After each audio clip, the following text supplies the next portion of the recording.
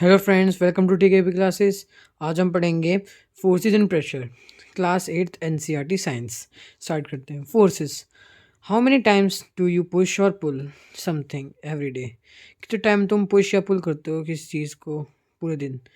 Where when you open a drawer you are pulling. जब हम drawer को खींचते हैं अपनी तरफ तो हम उसे पुल करते हैं।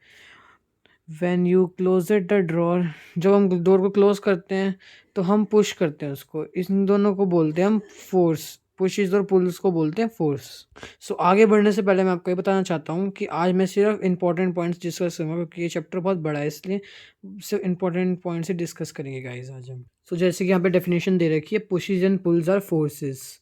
The direction at which the object is pushed or pull is called the direction of the force। जिस डायरेक्शन पे कोई ऑब्जेक्ट पुश या पुल करता है उसको बोलते हैं direction of the force. Force applied by interaction, interaction से फोर्स अप्लाई होता है। जैसे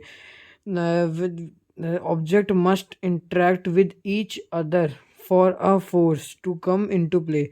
ऑब्जेक्ट को इंटरेक्ट करना पड़ता है एक दूसरे, मतलब अगर मैं इस बुक के कॉन्ट्रैक्ट में हूँ तभी मैं इस बुक को ला सकता हूँ, बिना इसके कॉन्ट्रैक्ट में मैं इससे नहीं ला सकता। तो फोर्स सिर्फ इंटरेक्शन से ही हो सकता है।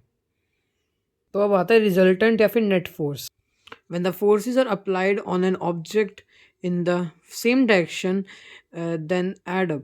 जब भी फोर्स अप्लाई करे जाते हैं किसी ऑब्जेक्ट पे सेम डायरेक्शन पे तो उनका नेट फोर्स, जिसको रिजल्टेंट फोर्स भी बोलते हैं ऑफ द फोर्स, तो वो उन दोनों के फोर्सेस को जोड़ के आता है। जैसे जो जो उनका मैग्नीट्यूड होता है वो उन दोनों के फोर्सेस को जोड़ के आता है। इसमें लिखा भी हुआ है force whose magnitude is the sum of two forces. तो उसके मैग्नीट्यूड का सम ऑफ टू फोर्सेस होता है। जो जस्ट यहाँ से इस ऑब्जेक्ट को यहाँ से दोनों तरफ से पुल करा जा रहा है, तो इन दोनों के जो मैग्नीट्यूड होगा इन दोनों को ऐड करके तब ये फोर्स से वो ऑब्जेक्ट आगे बढ़ेगा। तो ये बताना चाहता है। Second point, when forces are applied on an object in opposite direction. जब भी ऑपोजिट डायरेक्शन में अप्लाइड होता है, जैसे ऑब्जेक्ट है यहाँ पे से एक बंदा कर रहा है फोर्स अप्लाई और यहाँ से एक बंदा कर रहा है, तो वो अपने रेस्ट पे रहेगा। तो इस पे लिखा हुआ है when the force are applied on object in the opposite direction में, सो वो अपोज कर देते हैं, एक चीज़ों को कैंसिल आउट कर देते हैं फोर्स। द नेट फोर्स, जिसको रिजल्टेंट फोर्स बोलते हैं ऑब्जेक्ट का, वो उनका डिफरेंस, फोर्स के डिफरेंस से आते हैं। जो भी वो दोनों फोर्स लगा रहे हैं उन दोनों को माइनस करेंगे उतना फोर्स लगेगा उसमें, मतलब 0 न्यूटन नहीं लगता उस पर, 0, क्योंकि वो हिलेगा ही नहीं जब वो ऑपोजिट डायरेक्शन में करेंगे। तो ये बताया इसमें। अब जैसे इन अ टग ऑफ वॉर, जो ये टग ऑफ वॉर है इसमें match the rope will move, जो रोप है विल मूव करेगी डायरेक्शन में of a team that apply, जो ज़्यादा फोर्स लगाएगी टीम उसकी तरफ अट्रैक्ट, उसकी तरफ खींची जाएगी रोप को। If the two two teams apply the same, अगर दोनों टीम्स सेम फोर्स अप्लाई करती हैं तो रोप विल नॉट मूव, तो रोप मूव नहीं करती है।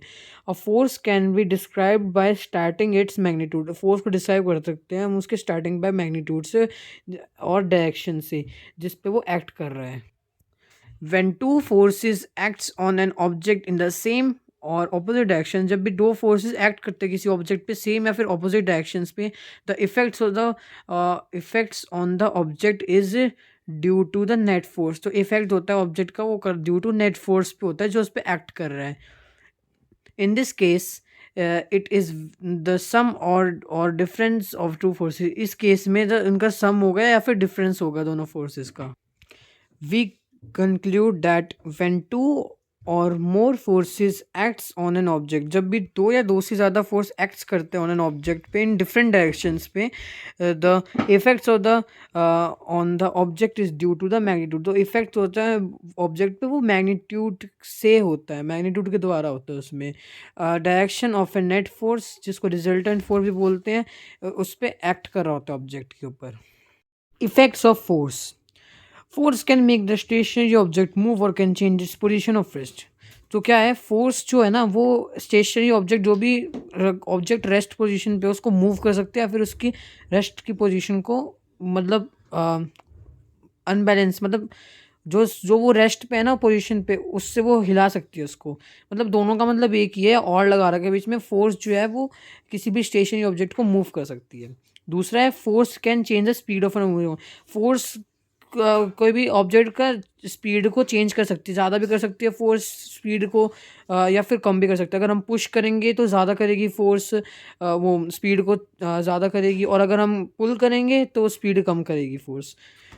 तीसरा आता है force can change the direction of an moving object. Force जो है वो डायरेक्शन भी चेंज कर सकते हैं मूविंग ऑब्जेक्ट की। किसी चीज़ को हम फोर्स पुश करके साइड कर रहे हैं तो हम उसकी डायरेक्शन बदल रहे हैं, तो उससे भी तो फोर्स चेंज कर सकती है डायरेक्शन। अब आती है force can change the shape and size of an object. जो भी फोर्स होता है, फोर्स किसी भी ऑब्जेक्ट की शेप और साइज को भी चेंज कर सकता है। अब इसमें ये पॉइंट दे रखा है, the state of motion of an body is described by its speed and direction. तो भी state of motion of a body है वो डिस्क्राइब करी जाती है बाय उसकी स्पीड और डायरेक्शन ऑफ मोशन, उसके द्वारा डिस्क्राइब करी जाती है। तो अब यहाँ पे एक और डेफिनेशन है, a change in the speed of an object or its direction of an motion or both is referred to as change in a state of motion। तो चेंज अगर उसकी किसी भी ऑब्जेक्ट की स्पीड में चेंज आए और उसकी डायरेक्शन ऑफ एन मोशन बदले, या फिर बोथ, जो भी है ये दोनों रेफर करी जाती है एक टर्म से। इसका नाम है change in the state of motion of an object, इससे टर्म कही जाती है। दूसरे दस the above three effects of force, जो ऊपर के तीन इफेक्ट फोर्स थे वो बताते हैं कि force brings about a change in an state of motion. Force जब वो ब्रिंग करता है change in the state of motion में किसी भी बॉडी का। अब फोर्स को डिस्क्राइब करा है, force describing a force. Force can be described bye स्टेटिंग it's magnitude and direction. Force को हम डिस्क्राइब कर सकते हैं उसके मैग्नीट्यूड और डायरेक्शन को देख के, by stating of its magnitude and direction, in which its acts as an force represented by an arrow, जिसमें एरो में रिप्रेजेंट करा F1 F2, फोर्स 1 है, फोर्स 2 है, ये है। जो कि फोर्स 2 होता है वो बड़ा होता है फोर्स 1 से।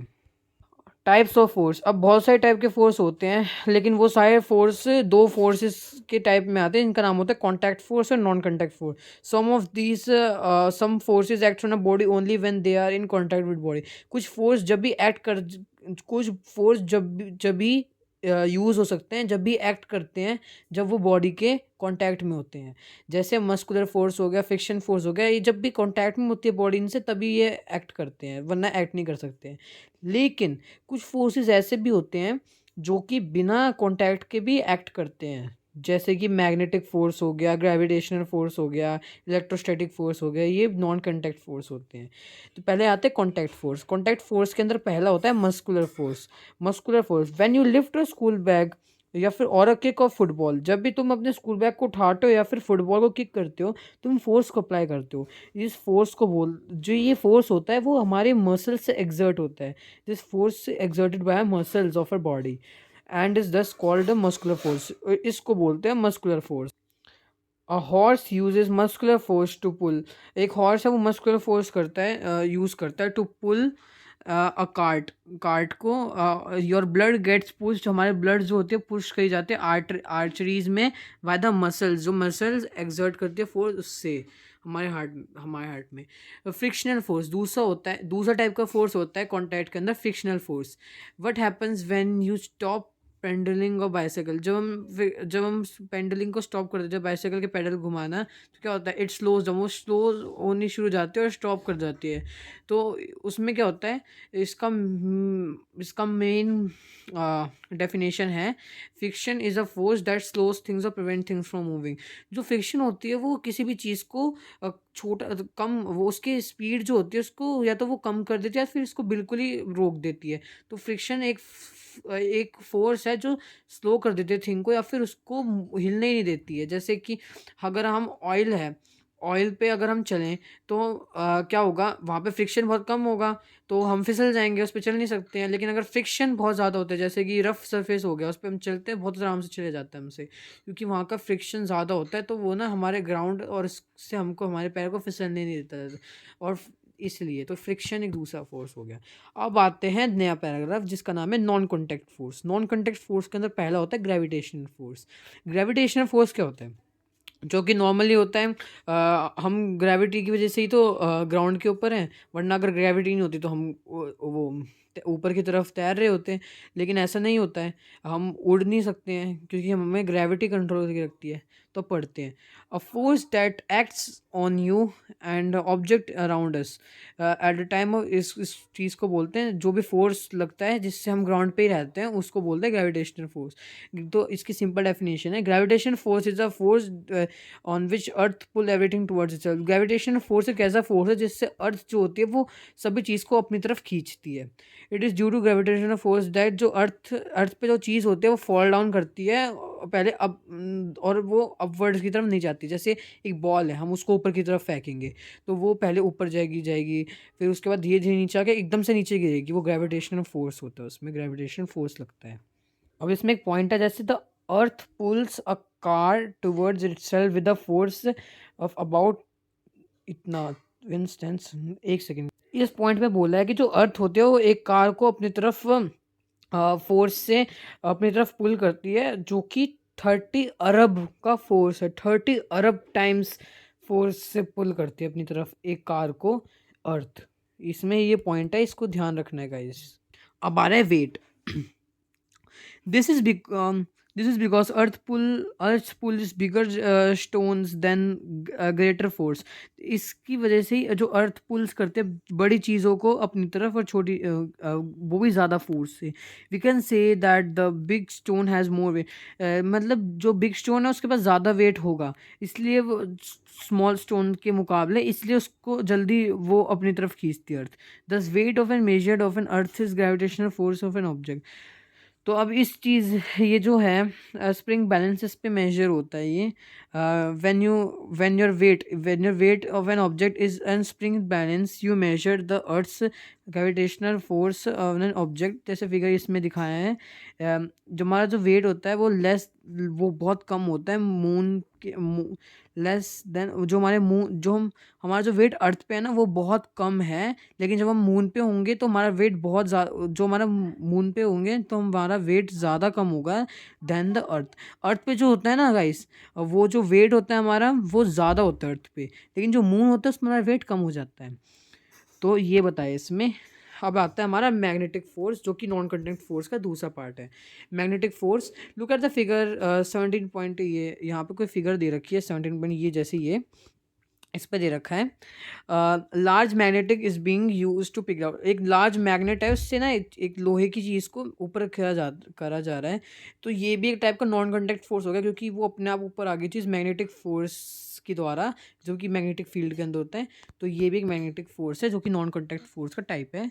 तो iron piece, the force is called magnetic force और मैग्नेटिज्म। जो इसको बोलते हैं मैग्नेटिक फोर्स है magnetism. Magnetic force exerted by the magnet in a certain metal. Magnetic force जो होता है वो एक्सर्ट करा जाता है बाय द मैग्नेट के द्वारा करा जाता है ऑन सर्टेन मैग्नेट्स पे, सच जैसे आयरन हो गया, इन पे करा जाता है। अब इन्होंने बताया कि जो लाइक पोल्स होते हैं वो रिपेल करते हैं एक दूसरे को, जैसे एस एस और एन एन दोनों रिपेल करेंगे एक दूसरे को, लेकिन जो अनलाइक पोल्स होते हैं वो अट्रैक्ट करते हैं मैग्नेट में। जो कि एस एन होगा या फिर एन एस होगा, वो दोनों एक दूसरे को अट्रैक्ट करेंगे, और जो एस एस या एन एन है वो दोनों एक दूसरे को रिपेल करेंगे। ये बताया। अब आता है इलेक्ट्रोस्टैटिक फोर्स। इलेक्ट्रोस्टैटिक फोर्स में होता है there is another kind of non contact force. एक और टाइप का नॉन कॉन्टैक्ट फोर्स होता है, उसको बोलते हैं इलेक्ट्रोस्टैटिक फोर्स। जैसे फॉलोइंग एक्टिविटी, इस एक्टिविटी में बताया जा रहा है। जब हम अपने कॉम को रब करते हैं, हमारे अपने हेयर पे जब भी हम अपने कॉम को रब करेंगे, जो वो एक प्रॉपर्टी को एक्वायर कर जाता है, जिसको बोलते हैं इलेक्ट्रोस्टैटिक चार्ज। जो जब भी हम जैसे ये एक कॉम होता है, ये कॉम है, इसको हम अपने सर पे से घिसेंगे तो उसके बाद उस पे ना वो जो कॉम है वो चार्ज हो जाएगा, चार्ज हो जाएगा, इलेक्ट्रोस्टैटिक चार्ज हो जाएगा उसमें। तो जब भी हम जैसे ये उसमें या तो पॉजिटिव होगा या तो नेगेटिव चार्ज होगा। तो जैसे ही जो छिलके होंगे, जैसे ये शार्पनर की जो पेंसिल के छिलके हैं, इनको अपनी तरफ पास लाएंगे ना इस चार्ज कॉम के, तो वो उस पर अट्रैक्ट होने लग जाएंगे। तो ये टाइप के चार्ज को बोलते हैं electrostatic force. Electrostatic force, electrostatic change charge can exert a force called electrostatic force. इस फोर्स को एक्सर्ट करते हैं, इसको बोलते हैं electrostatic force. It is because because क्योंकि this force exerted by the bits of the paper पे होता है, मूव टुवर्ड्स गो कॉम पे होता है, जैसे मैंने आपको बताया था। Electrostatic force like magnetic force हो गया, ऑल्सो एक्ट करा जाता है डिस्टर्बेंस, और इनको ये सारे नॉन कॉन्टैक्ट में। बस ये बताया। अब आ रहा है pressure. Pressure. Consider a force applied on an object. You have already seen that effects of force. तो ये प्रेशर तो आपको पता ही है, जब जितना ज़्यादा एरिया होगा उतना कम प्रेशर लगेगा, और जितना कम एरिया होगा उतना ज़्यादा प्रेशर लगता है। एक जैसे कि मैं एग्जांपल लेता हूँ, एक सैंड सैंड होता है, सैंड जो रेत होता है, जैसे रेगिस्तान हो गया, उसमें हमारे पैर जो होते हैं वो ज़्यादा जल्दी धंस जाते हैं सैंड के अंदर, एज़ कम्पेयर टू कैमल्स, क्योंकि कैमल्स के फ्लैट ब्रॉड वो होते हैं ना फीट, तो वो कम प्रेशर लेते हैं, तो इसकी वजह से वो उनके पैर बहुत कम धंसते हैं। लेकिन हमारे जो होते हैं वो पैर वो फ्लैट ब्रॉड तो होते नहीं है, तो वो बहुत कम एरिया लेते हैं हमारे वाले, तो वो ज़्यादा धंसते हैं हमारे पैर इसके अंदर। तो हम इसलिए ये सब होता है प्रेशर के अंदर, तो अब प्रेशर का पढ़ते हैं हम। To measure and describe the effects of an force acting on an surface, we हमको एक quality, we need a quantity और टेक द अक्वायर्ड। तो ये सब बताया इसमें, मतलब एक क्वांटिटी और प्रेशर होती है। अब प्रेशर की डेफिनेशन क्या होगी, याद रखनी ना। Pressure is defined as force force exerted per unit area. तो प्रेशर होता है उसको डिफाइन किया जाता है फोर्स पर यूनिट एरिया। इस तो हम गाइस, जो फोर्स प्रेशर होता है उसका एक फॉर्मूला होता है जिसको बोलते हैं force is equals pressure is equals to force upon area. ये फॉर्मूले से हमारा क्वेश्चन भी जो भी होते हैं वो सॉल्व होते हैं। और इसको हम प्रेशर को ये भी लिख सकते हैं, pressure is equals to thrust per upon per unit area, thrust per unit area भी बोल सकते हैं हम इसको। तो ये सब प्रेशर का होता है गाइस। अब ये पढ़ते हैं। It is clear from that smaller the area over the force act the greater is the pressure. मैंने जैसे बताया ना कि जितना ही कम एरिया होगा ज़्यादा प्रेशर लगता है, लेकिन जितना ज़्यादा एरिया होता है उतना कम प्रेशर लगता है। अब आ रहा है यूनिट ऑफ प्रेशर। प्रेशर की यूनिट क्या होती है आप बताएं मुझे। तो आपने सही आंसर बताया सभी ने। प्रेशर की यूनिट होती है पास्कल, जिसे पीए से डिनोट करते हैं। प्रेशर इन पास्कल होता है force upon newton by area in metre square. तो हमेशा याद रखना फिजिक्स में हमेशा जो एरिया आता है वो हमेशा मीटर स्क्वायर में आता है, सेंटीमीटर स्क्वायर इन सब में फिजिक्स कभी भी ये सेंटीमीटर इन सभी यूनिट्स को नहीं मानते, सिर्फ मीटर स्क्वायर को ही मानते हैं। तो हमेशा मीटर स्क्वायर में आएगा। और फोर्स होता है उसका ऐसा यूनिट होता है न्यूटन, तो न्यूटन में ही हमेशा फोर्स आता है। अब जैसे एग्जांपल दिया उन्होंने, calculate the pressure exerted on a brick applied 2.5 Newton applied करा है, फोर्स दे रख दिया इन्होंने। जब मतलब जस्ट इन्होंने कहा है कि एक प्रेशर को कैलकुलेट करना है, जैसे एक ब्रिक है उसको पहले तो ऐसे ब्रॉड जो होता है ना ज़्यादा स्पेस कैरी करता है, उसको पहले तो ऐसे लिटा के रखा है, उसके बाद उसे खड़ा करके रखा हुआ है। तो किस में ज़्यादा प्रेशर लगेगा वो बताना है। तो पहले में जब उन्होंने नीचे रखा हुआ है, तो पहले में जब उन्होंने ऊपर की तरफ अपराइट करके रखा हुआ है, तो ये बताया इन्होंने 10 × 5 सेंटीमीटर में दे रखा है। इतने सेंटीमीटर की ब्रिक दे रखी थी, तो इन्होंने पहले ये कंसिडर ले लिया, इन्होंने ये ले लिया। तो आपको पता है कि फिजिक्स हमेशा सेंटीमीटर में नहीं दे सकती, हमेशा मीटर में लेती है। तो इन्होंने पहले इसको मीटर में कन्वर्ट कर दिया, तो इतना एरिया आ गया मीटर में। तो मतलब खड़ा है ब्रिक, तो वो इतना मीटर एरिया कवर कर रहा है। तो अब उसका प्रेशर निकालते हैं। तो हमको प्रेशर होता है फोर्स अपॉन एरिया। तो ये जो हमारा आया 2.5 न्यूटन क्वेश्चन में दे रखा था, वो इधर लिख के बाय जो हमारा आया एरिया मीटर स्क्वायर में वो लिख के, फिर इसके जीरोस करके जैसे भी हम उसको करते हैं सॉल्व, वैसे सॉल्व करते तो इसका 500 पास्कल आ गया। तो ये तो अभी इसका आंसर आया जब वो ऐसे खड़ा करके रखते हैं। अब इसको जब नीचे की तरफ लिटा के रखते हैं तो उसमें करते हैं। तो इसमें उन्होंने लिया है 25 × 10 वाला लिया इन्होंने, पहले इन्होंने ये लिया था, अब इन्होंने ये लिया है। तो 25 × 10 सेंटीमीटर है, सेंटीमीटर को मीटर में बना के इतना मीटर एरिया आ गया। एरिया प्रेशर का फॉर्मूला लगा दिया, फोर्स अपॉन एरिया, ऐसे करके 100 पास्कल है। तो हमें पता चल रहा है कि जो जब हम इसको खड़ा रखेंगे ब्रिक को, तो ज़्यादा प्रेशर लगता है एज़ कम्पेयर टू लिटा के, क्योंकि उसमें जब लिटा के रखते हैं तो ज़्यादा एरिया कवर करता है। तो उसकी वजह से क्या होता है, जो प्रेशर होता है वो कम लगता है। लेकिन जब भी हम उसको खड़ा करके रखते हैं तो उसमें कम एरिया होता है, तो ज़्यादा प्रेशर लगता है। ये फॉर्मूला इन्होंने बताया है, ये एग्ज़ाम में आ सकता है, तो आप सभी को ये याद करना है। अब ये बहुत इंपॉर्टेंट है गाइस, हमको ये पढ़ना है। जैसे मैंने आपको पहले बताया था, जो प्रेशर के में बताया था, तो applications of force and pressure in a daily life में जो होता है। Have ever tried to run in a sand? क्या आपने कभी भी सैंड पे रन करने का ट्राई करा है? बहुत डिफिकल्ट होता है, क्योंकि हमारे जो फीट होते हैं वो सिंक करते हैं सैंड के अंदर। लेकिन जो कैमल होता है वो बहुत ईजिली उस पे भाग सकता है, मतलब चल सकता है अच्छे से, क्योंकि उसके उनके पास फ्लैट ब्रॉड फीट होते हैं। तो इन सब का मैं हिंदी में ट्रांसलेट करके बता रहा हूँ, क्योंकि फ्लैट ब्रॉड फीट होते हैं, क्योंकि वो जो उनके जो फ्लैट ब्रॉड फीट होते हैं वो इंक्रीज कर देते हैं हमारे एरिया ऑफ कांटेक्ट को सैंड के साथ, तो हैंस ज़्यादा प्रेशर नहीं लगता है, बिल्कुल कम प्रेशर लगता है सैंड, कैमल के फीट का सैंड में। तो इसलिए वो हमसे ज़्यादा अच्छे से चल सकते हैं सैंड पे एज़ कम्पेयर टू अस, क्योंकि हमारा नहीं, हमारे में कम एरिया लगता है तो ज़्यादा प्रेशर लगता है। तो ये बताया था। अब इसमें आया है दूसरा पॉइंट था, truck mean to carry heavy loads have it have 8 rather than 4 tires to increase the area of contact with the road, thus the pressure of a tire reduces। तो इसमें बताया इन्होंने कि जो ट्रक होते हैं वो हैवी लोड्स लेके जाते हैं, तो उनके पास, आपने कभी सोचा है कि उनके पास 4 टायर की जगह 8 टायर होते हैं? क्यों? क्योंकि जो 8 टायर होते हैं वो एक साथ मिलके ज़्यादा एरिया इंक्रीज़ कर देते हैं कॉन्टैक्ट ऑफ रोड के साथ, तो उससे जो प्रेशर होता है टायर्स पे वो रिड्यूस हो जाता है। ये दोनों इंपॉर्टेंट पॉइंट्स हैं, ये आपको नोट कर लेने चाहिए। तो अब आता है प्रेशर एक्सर्टेड बाय लिक्विड्स। तो लिक्विड्स की तरह कौन सा प्रेशर एक्सर्ट होता है? तो आपको पता है कि लिक्विड्स, एक तो हमेशा लिक्विड्स के साथ बॉयंट फोर्स होता है। अब आपको बताता हूँ मैं बॉयंट फोर्स क्या होता है, वो इस बुक में नहीं दे रखा, वो स्पेशल टॉपिक है। तो बॉयंट फोर्स होता है जब भी आप मान लो आप स्विमिंग पूल के अंदर हो, तो आपको ये नहीं लगता है कि स्विमिंग पूल के अंदर एकदम हल्का-हल्का सा लग रहा हो, मेरे को फ़ील एकदम, मतलब आप हल्के से हो, स्विमिंग पूल के अंदर अच्छे से तैर पा रहे हो, आप ऊपर की तरफ एकदम हल्के से लग रहे हो, पानी के अंदर जाते ही, क्योंकि जो लिक्विड होता है, वो अपना बॉयंट फ़ोर्स होता है, वो ऊपर की तरफ हमारे ऊपर मारती रहती है वो बॉयंट फ़ोर्स, जिससे कि हम ऊपर जाते हैं लिक्विड के। तो इसलिए हमें बहुत हल्का लगता है पानी के अंदर जब भी हम जाते हैं। और एक पॉइंट हमेशा याद रखना आप सब, कि जो भी डीप सी डाइवर्स होते हैं वो हमेशा एक स्पेशल कोट पहन के, स्पेशल यूनिफॉर्म कपड़े पहन के जाते हैं पानी के अंदर। क्यों? क्योंकि वो बहुत ज़्यादा गहराई में नीचे जाते हैं, बहुत ज़्यादा। और जब बहुत ज़्यादा गहराई में नीचे जाते हैं तो ज़्यादा बॉयंट फोर्स लगता है, और जब ज़्यादा बॉयंट फोर्स लगता है तो हमारी चांसेस होते हैं बॉडी क्रश हो जाए और हमारी डेथ हो जाए। तो उसको अवॉइड करने के लिए, उससे बचने के लिए वो डीप सी डाइवर्स बहुत ज़्यादा स्पेशल शूट्स पहन के जाते हैं, ताकि उनकी बॉडी क्रश होने से बच सके।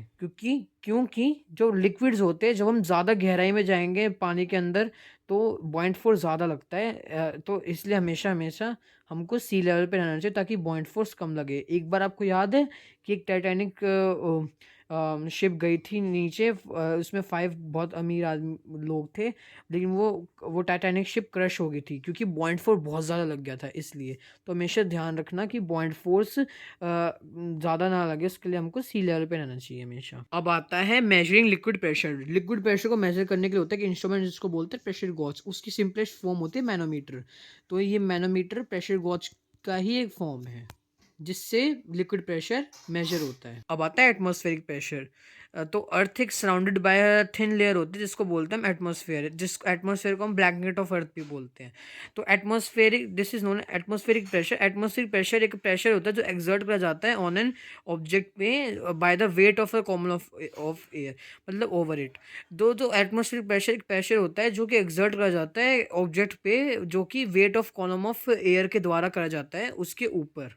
तो अभी हमें फ़ील नहीं होता है, लेकिन वैसे हमारे ऊपर ना एटमॉस्फेरिक प्रेशर अभी भी है। अब आते हैं फैक्टर्स अफेक्टिंग एटमॉस्फेरिक प्रेशर। तो एटमॉस्फेरिक प्रेशर को कौन से फैक्टर्स अफेक्ट करते हैं? पहला आता है एल्टीट्यूड। जो एटमॉस्फेरिक प्रेशर जो होता है वो बहुत ज़्यादा होता है सी लेवल पे, जो कि नॉर्मल जब भी हम हैं। लेकिन जब हम हाई एल्टीट्यूड्स पे जाते हैं, जैसे कि माउंटेन्स के ऊपर चढ़ाई करते हैं, तो वहाँ पे जो एटमॉस्फेयर होता है वो थिन हो जाता है। तो इससे एयर थिन हो जाती है, तो एटमॉस्फेरिक टेम्परेचर जो होता है वो भी बहुत कम हो जाता है। दूसरा आता है टेम्परेचर। जो एयर होती है वो एक्सपैंड करती है हीटिंग पे और लेस डेंस हो जाती है, हल्की हो जाती है बहुत। तो देयरफॉर अगर एटमॉस्फेरिक प्रेशर डिक्रीज हो जाता है जब ज़्यादा टेम्परेचर इंक्रीज होता है। तो अब आता है ह्यूमिडिटी। ह्यूमिडिटी, वाटर वेपर जो होते हैं वो बहुत लाइट होते हैं as compare to air, normal air जो होता है। तो देयरफॉर जो ह्यूमिड एयर होती है वो ड्राई एयर से ज़्यादा हल्की होती है, तो एयर प्रेशर जो होता है वो डिक्रीज़ होता है जितना ह्यूमिडिटी इंक्रीज़ होती है। Applications for liquid and atmospheric pressure. तो अब एप्लीकेशन आते हैं, जैसे कि एक आ गया रबर शक्कर का भी होता है, लेकिन रबर शक्कर का इसमें कोई रोल नहीं है। पहला है, तो pressure of an bottom of an sea is much greater and near surface. तो प्रेशर ऑफ द सी जो सी का होता है वो बहुत मच ज़्यादा होता है देन सरफेस पे। जैसे मैंने आपको नीचे बताया था, तो इसलिए जो डीप सी डाइवर्स होते हैं, जैसे मैंने आपको बताया था कि जो नीचे जाते हैं स्पेशल सूट्स पहन के लोग, वो स्पेशल सूट्स पहनते हैं जिनसे उनकी बॉडी क्रश होने से बच सके, जो मैंने आपको पहले बताया था। अब दूसरा पॉइंट है यहाँ पे, when the plunger of the syringe is pull. जो भी प्लंगर होती है सिरिंज की, वो जब भी पुल करी जाती है, तो जो जो जो स्पेस होता है बिलो द प्लंगर, वो इंक्रीज हो जाता है, दिस जो रिड्यूस कर देता है अंदर सिरिंज के अंदर का एटमॉस्फेयर जो प्रेशर होता है, एयर प्रेशर, वो रिड्यूस कर देता है उसको। तो atmospheric pressure on the surface medicine inside, तो ये सब होता है, मतलब तो इसलिए वो जो मेडिसिन होती है ना, वो उस जब वो बाहर जाता है एटमॉस्फेरिक प्रेशर अंदर का एयर प्रेशर, तो वो मेडिसिन को अंदर खींच देता है। इसलिए हमारा सिरिंज जब हम पीछे ये खींचते हैं, तो मेडिसिन अंदर आ जाती है सिरिंज के। अब आता है at the height at which the jet planes fly. जो भी हाइट होती है जिस पे जेट प्लेन्स जो होते हैं वो उड़ते हैं, वहाँ पे एटमॉस्फेरिक प्रेशर बहुत ज़्यादा लो होता है। तो इसके जब वहाँ पे ज़्यादा एटमॉस्फेरिक प्रेशर लो होगा, तो हमको बहुत सारी प्रॉब्लम्स हो सकती हैं, जैसे कि नोज़ ब्लीडिंग हो सकती है, हमारे नाक से खून निकल सकता है। क्योंकि जो बॉडी प्रेशर होता है, जो प्रेशर एक्सर्ट करा जाता है बाय द ब्लड, जो हमारे ब्लड से जो प्रेशर एक्सर्ट करा जाता है बॉडी के अंदर, वो बहुत ज़्यादा होता है एज़ कम्पेयर टू जो बाहर के प्रेशर से है। तो इसलिए इसकी वजह से क्या हो सकता है कि हमारे जो ब्लड वेसल्स हैं वो फट सकते हैं, वो बर्स्ट हो सकते हैं, तो हमारी जान भी जा सकती है जिससे। तो उसको बचाने के लिए जो होता है, वो जो एयरप्लेन का अंदर का जो प्रेशर होता है, उसे मेंटेन करके रखते हैं नॉर्मल ग्राउंड लेवल से। सो क्लास, ये चैप्टर ख़त्म हो चुका है, और आई होप आपको ये चैप्टर अच्छा लगा होगा और पसंद आया होगा। मेरे चैनल टीकेपी क्लासेस को सब्सक्राइब करना, और न्यू वीडियोस के लिए कमेंट भी करना, वेट करना। मिलता हूँ जल्दी आपसे नेक्स्ट वीडियो में। Till then, thanks for watching, bye.